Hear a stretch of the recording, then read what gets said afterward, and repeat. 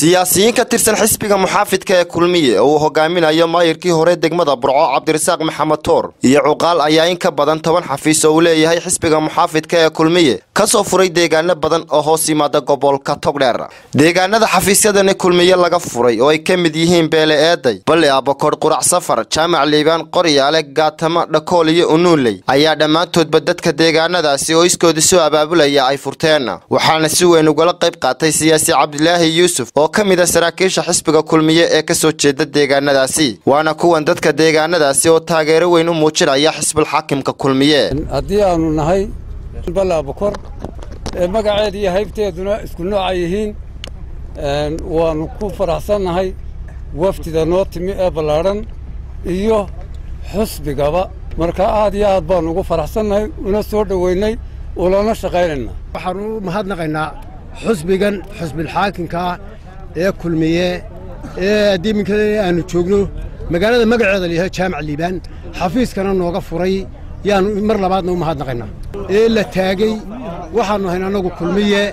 imikana Kulmiye aanu nahay kalsooni baanu ku qabnaa xisbiga Kulmiye markaanu aragnay cadaaladda iyo horumarinta iyo wuxuu waddanka u soo qabtay waxa dambe uu qabanayo iyo mowqifkiisa iyo masiirkiisa siyaasadeed oo ummadan uu ku hagi doono ayaanu ku soo biirnay xisbiga wadani aanu ka nimi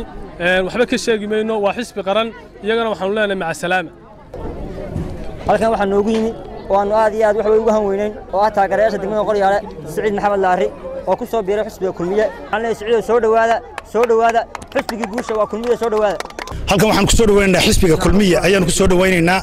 oo ka furanaya xafiiskiisii ugu horeeyay maanta Qurac Safar degan iyo maganaysa dhalinyaradeedii iyo deegaankii ayaa furaya annaga ayaa furanoo xisbiga u diyaar garoobayna xilligiisii marka ololaha maganaysa lagu dhawaaqo. halkan anigoo Faarax Maxamed Bile waxaan ku soo dhaweynayaa xisbiga Kulmiye ahna xirmaankii Gaatama codkaanu siinayna waa ku halgamayna waa ku hubsanayna sidaas faayno ballana hadaan nahay wax garadka unlay waa yeelka dhalinyarada dhamaan waan la shaqeyn doonaa Kulmiye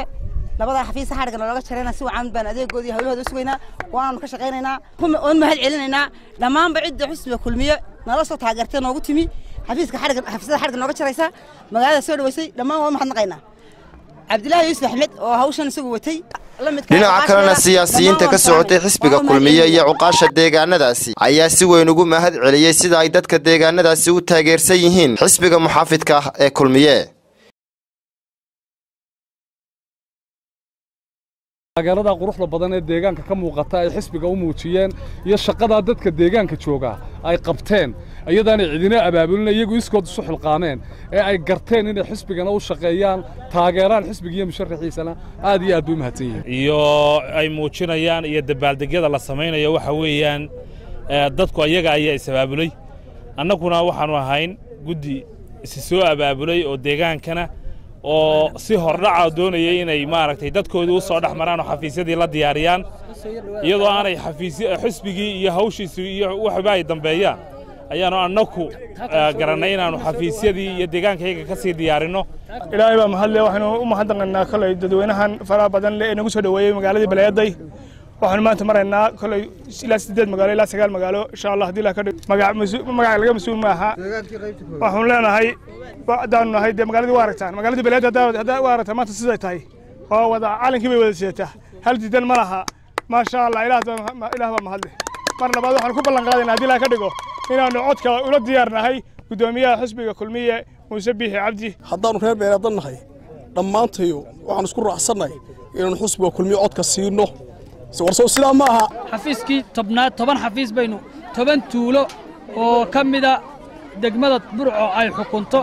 ayaynu xafiisyo ka soo hirgelinay Qoryaale imika 2 xafiis baynu ka hirgelinay xafiisyada waxaynu ugu talagalnay in lagu dardargeliyo shaqooyinka iyo hawlaha xisbiga Kulmiye si aynu ugu diyaar garowno doorashada dhawaan. farxad bay ii tahay inaan tolkay deegaamadiisa maanta aan wafti ku marno iyaga oo habaysan oo is abaabulay oo u diyaar gareysan xisbiga Kulmiye taageero iyo hiil iyo hoobana la garab taagan aad iyo aad baan ugu faraxsanahay inaan u nimaadno. wuxuu ka soo qabtay dalka mulahaan iyo shacab ahaan dhammaanteen sida aynu Kulmiye u taageersanahay maalinta codkana insha Allah tacaala inaynu dooranno la og yahay qof kasta og yahay oo gaashaan qaadi maanta la isu sheegi maayo isu sheegi mayno waxqabadka kulmiye maantana xafiiska waxaanu ka furray magaalada gaatama maanta halkan waynu u wada joognaa waa gaatama lagu loolami maayo hadal hayn badan baa soconaysay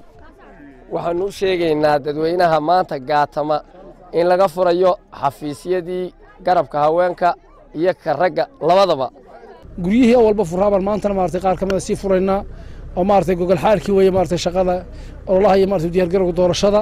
ayaan maartay halkan ka sameynaa maartay insha Allah bidmilaahi kariim marka waxa weeye waxaan leenahay maartay dadku taageersay waa aragtay indhihiinaba ka muuqda ilaa deegaamada aan soo maray kan hadda taageernahayba